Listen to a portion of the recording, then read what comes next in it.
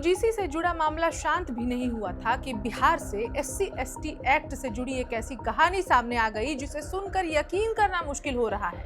एक गांव, एक जाति और लगभग पूरे गांव पर FIR।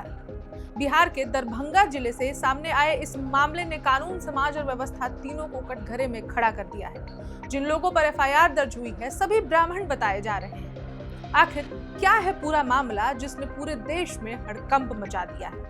नमस्कार, मेरा नाम है ऋचा और आप देख रहे हैं वन इंडिया हिंदी। दरभंगा जिले के कुशेश्वर स्थान थाना क्षेत्र के हरिनगर गांव में पुलिस ने एक साथ करीब 70 लोगों के खिलाफ नामजद FIR दर्ज की है।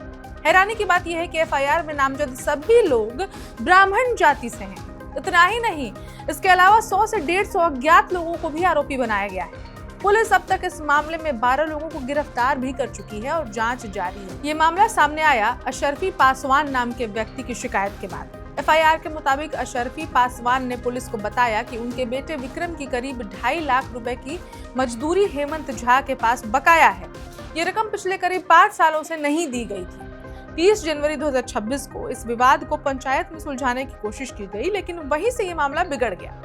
अशरफी पासवान का आरोप है कि पंचायत के दौरान हंगामा हुआ और अगले दिन यानी 31 जनवरी की सुबह 7 बजे जब उनका बेटा विक्रम सब्जी लेकर घर लौट रहा था, तभी हेमंत झा, ओम प्रकाश झा सहित कई लोगों ने मिलकर उस पर हमला कर दिया। आरोप है कि लाठी, डंडों और लोहे की रॉड से मारपीट की गई, जाति सूचक शब्दों का इस्तेमाल हुआ और गंभीर रूप से घायल किया गया।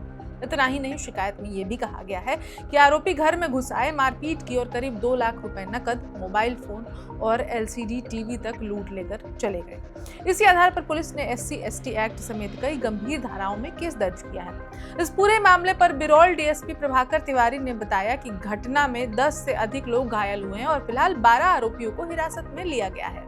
पुलिस के मुताबिक ये मामला पुराने विवाद से जुड़ा हुआ है, क्योंकि पुलिस ये भी कह रही है कि दोनों पक्षों के लोग घायल बताए जा रहे हैं। तो अगर किसी एक व्यक्ति पर सिर्फ हमला हुआ था तो दोनों तरफ के लोग घायल कैसे हैं?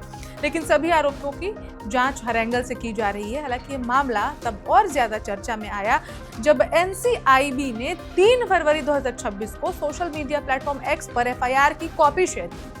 पोस्ट में लिखा गया, इस FIR में हरिनगर गांव का शायद ही कोई ब्राह्मण बचा हो और पूरे गांव को शोषणकर्ता बना दिया गया है। NCIB ने यह भी दावा किया कि FIR में नामजद कई लोग दिल्ली, मुंबई जैसे शहरों में मजदूरी या फिर नौकरी कर रहे हैं और गांव में मौजूद ही नहीं थे।